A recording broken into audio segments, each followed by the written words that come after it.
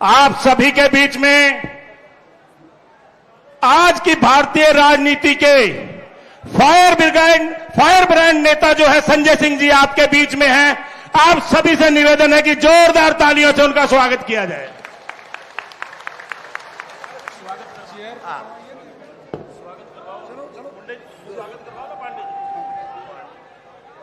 साथियों, आज हमारे बीच में देश की सबसे बड़ी सदन के बुलंद आवाज यानी देश की सबसे आक्रामक आवाज, तेजस्वी आवाज श्री संजय सिंह जी पहुंच चुके हैं। जोरदार तालियों से स्वागत किया जाए। इस मौके पे पानीपत जिले के जिलाध्यक्ष श्री राकेश चुग जी आदरणीय श्री संजय सिंह जी का गदा देकर के स्वागत कर रहे हैं। मौके पर हरियाणा प्रदेश के प्रदेशाध्यक्ष श्री सुशील कुमार गुप्ता जी भी मौजूद हैं। भारत माता की, भारत माता की, भारत माता की। इंकलाब, इंकलाब, इंकलाब। अब आप लोगों के बीच में पुनः गदा देकर के स्वागत करेंगे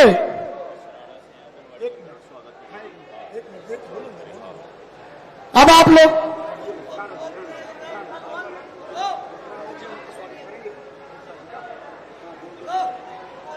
आपके बीच में गदा दे करके स्वागत कर रहे हैं हरियाणा प्रदेश के संगठन मंत्री रणदीप राणा जी व बिट्टू पहलवान जी और बहुत सारे साथी आपके साथ मौजूद हैं। अब हरियाणा प्रदेश के उपाध्यक्ष श्री जयपाल शर्मा जी गदा दे करके देश के सदन की सबसे बुलंद आवाज श्री संजय सिंह जी और हरियाणा प्रदेश के प्रदेशाध्यक्ष जी का स्वागत करेंगे।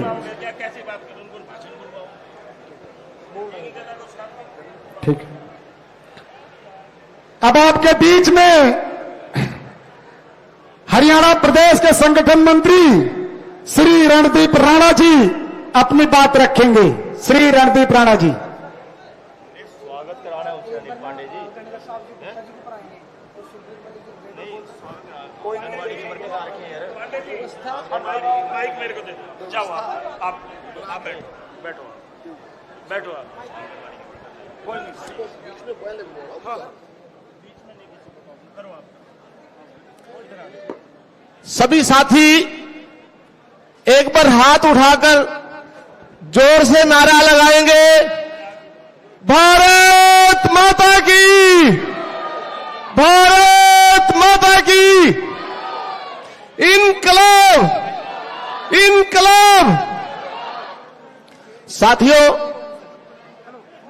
आप बहुत लंबे वक्त से जिन शख्सियत का इंतजार कर रहे थे, आज भारत के गरीबों, मजलूमों, बेसहारा लोगों की संसद में आवाज और वक्त वक्त पर इस भाजपा के कान खोलने को तैयार बड़े भाई माननीय सांसद संजय सिंह जी, हरियाणा के मेहनती, कर्मठ और दिन रात आप लोगों के बीच में रहने वाले लोकप्रिय अध्यक्ष डॉक्टर सुशील गुप्ता जी और मंच पर विराजमान आम आदमी पार्टी के सभी नेतागण और जुझारू साथियों,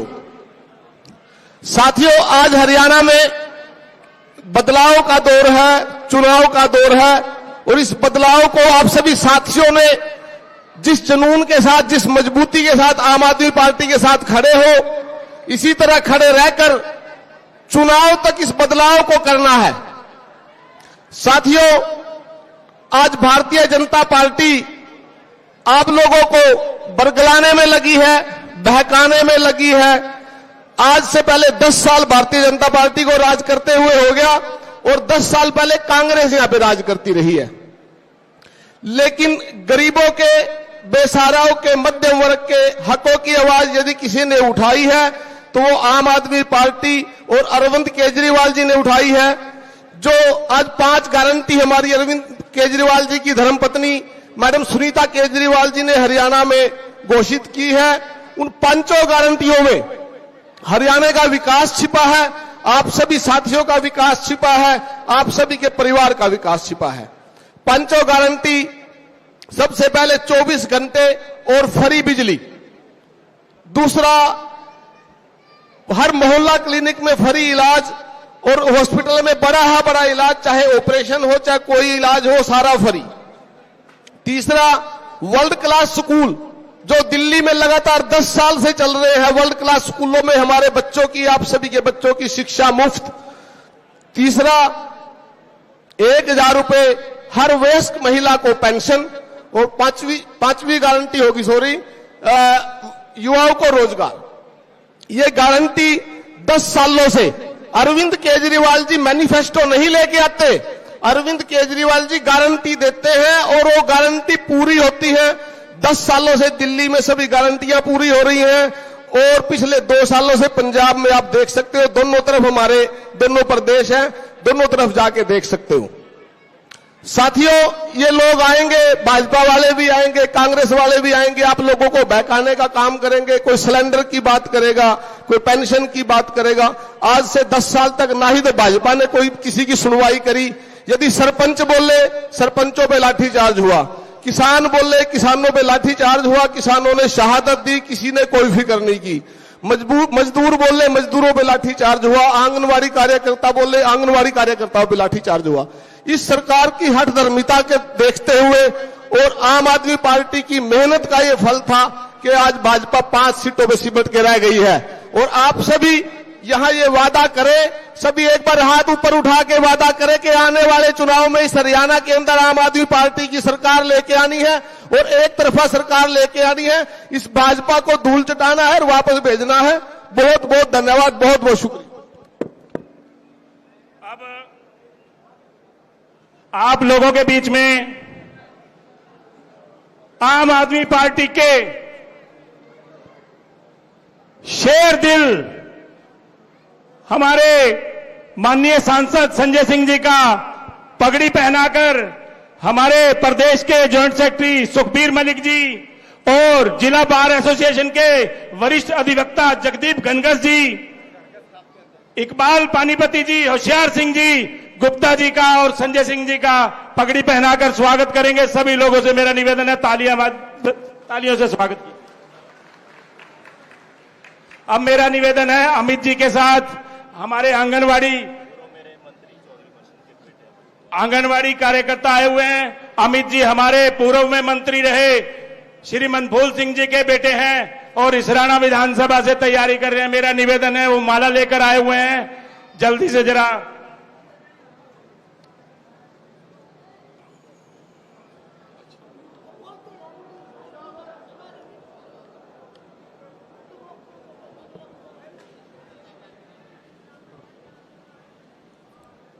एक बार जोरदार नारा लगाएंगे, भारत माता की, भारत माता की, इंकलाब, आम आदमी, अरविंद केजरीवाल, अरविंद केजरीवाल। मंच पर आसीन हरियाणा प्रदेश के अध्यक्ष और हमारे साथ राज्यसभा के सांसद रह चुके भाई सुशील गुप्ता जी, वाइस प्रेसिडेंट जयपाल शर्मा जी, रणदीप राणा जी, राकेश जी, मंच पर आसीन तमाम हमारे हरियाणा प्रदेश के और जिले के साथीगण, पदाधिकारीगण, मैं नाम लूंगा सबका तो बहुत लंबा समय बीत जाएगा, काफी देर से आप लोग प्रतीक्षा कर रहे हैं। सिर्फ आपसे इतना कहने के लिए आया हूं, दिल्ली से चल के कि आज आम आदमी पार्टी जिसने एक उम्मीद इस देश की राजनीति में पैदा की है, आम आदमी पार्टी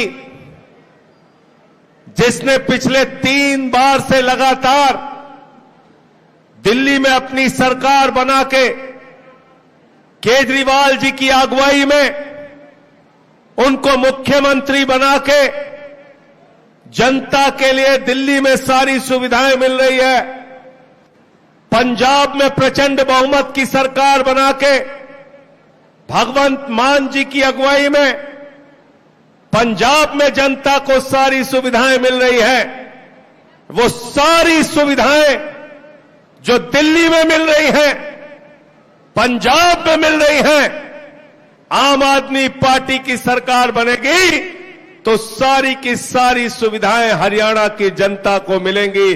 बिजली फ्री, पानी फ्री, शिक्षा फ्री, इलाज फ्री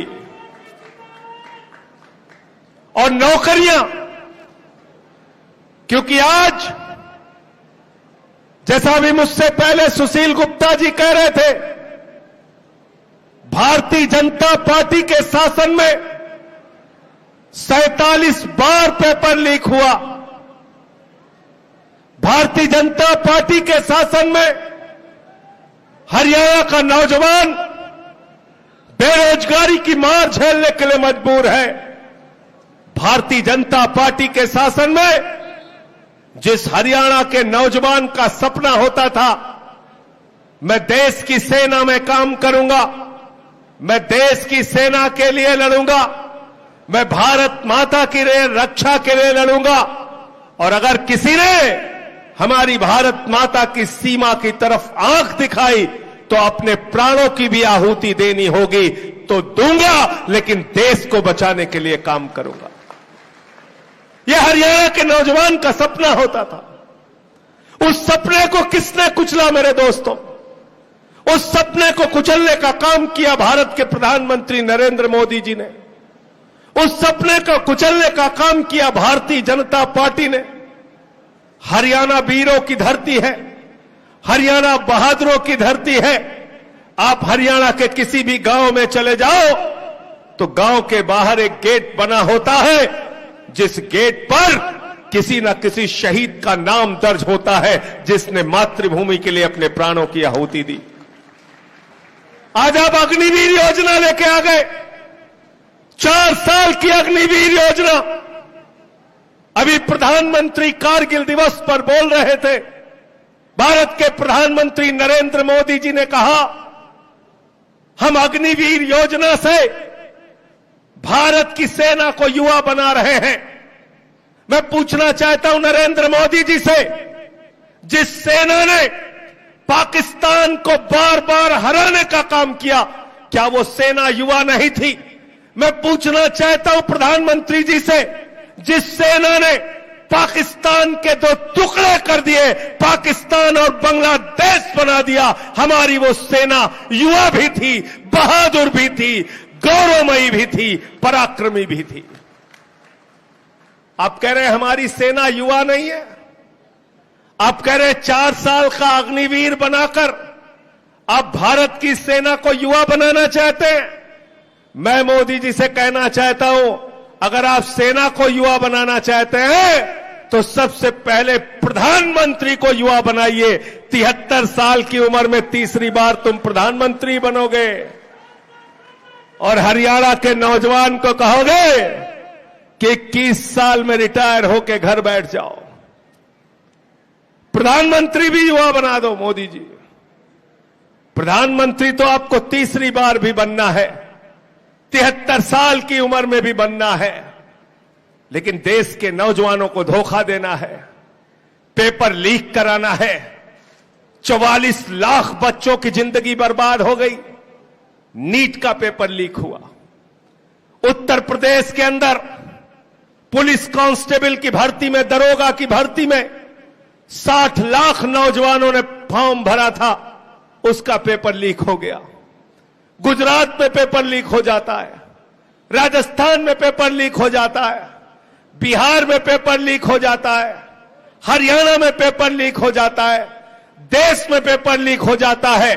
मैं आप लोगों से कहने के लिए आया हूं, हरियाणा के लोगों, ये बेईमानी और भ्रष्टाचार करके आपके बच्चों की जिंदगी बर्बाद करने वाले, पेपर लीक करने वालों का कॉलर पकड़ के इनको सत्ता से बाहर फेंकने का काम आप करो। और भूलना नहीं कि आपके साथ क्या किया इन्होंने। मुझे याद है, मैं उस समय देश की संसद में था, हमारे साथी सुशील गुप्ता जी भी थे। जब ये तीनों काला कानून आया था, हरियाणा के गांव गांव से आवाज उठी थी, पंजाब के गांव गांव से आवाज उठी थी, उत्तर प्रदेश के, राजस्थान के, कर्नाटक के, तमिलनाडु के, बिहार के, बंगाल के गांव गांव से आवाज उठी थी। पूरे देश के गांव गांव से एक ही आवाज उठी थी, ये काला कानून वापस लो, काला कानून वापस लो। लेकिन भारत के प्रधानमंत्री ने, भारतीय जनता पार्टी ने वो तीनों काला कानून जबरदस्ती संसद में पास करने का काम किया। मैं उस वक्त मौजूद था, सुशील गुप्ता जी मौजूद थे, विपक्ष के तमाम सांसद मौजूद थे। हमने टेबल पे खड़े होकर माइक तोड़ने का काम किया। हमने कहा यह काला कानून पास नहीं होगा। बीजेपी के लोगों ने मेरी बहुत आलोचना की। ये संजय सिंह ने तो माइक तोड़ दिया, सदन की गरिमा भंग कर दी। मैंने भाजपाइयों से कहा, मैंने कहा बेईमानो, अगर तुम किसानों की हड्डी तोड़ोगे तो मैं माइक तोड़ने का काम करूंगा। तुम किसानों पे लाठी चार्ज नहीं कर सकते, तुम अन्नदाताओं पे लाठी चार्ज नहीं कर सकते। आज देश के अन्नदाताओं को हर चीज से मारा जा रहा है। फसल का दाम मांगने जाते हैं तो लाठी मिलती है, काला कानून वापस कराने की मांग करते हैं तो लाठी मिलती है, गोली मिलती है, आंसू गैस के गोले फेंके जाते हैं, सड़कों पे तारे गाड़ी जाती है। आज किसान खाद की बोरी मांगने जाता है तो उसको लाठियां मिलती हैं, मुकदमा मिलता है। आज किसान सिंचाई के लिए बिजली मांगने जाता है तो लाठियां मिलती है, मुकदमा मिलता है। आज किसान नहरों के लिए पानी मांगने जाता है तो लाठियां मिलती है, मुकदमा मिलता है। अरे मेरे भाइयों, मैं आपसे हाथ जोड़कर कहने के लिए आया हूं, ये बेरहम सत्ता में बैठे हुए लोग जो आपको लाठियां देते हैं, मुकदमे देते हैं, जो आपको दिल्ली नहीं जाने देते, उनको कह देना इस बार चुनाव के मौके पर आए कि हम अपने वोट से तुमको सत्ता से हटाने का काम करेंगे, तुम्हारी कुर्सी छीनने का काम करेंगे। तुम हमको लाठी दोगे, हम तुमको हराने का काम करेंगे। क्योंकि लोकतंत्र में सबसे बड़ी ताकत आपकी इन उंगलियों में है।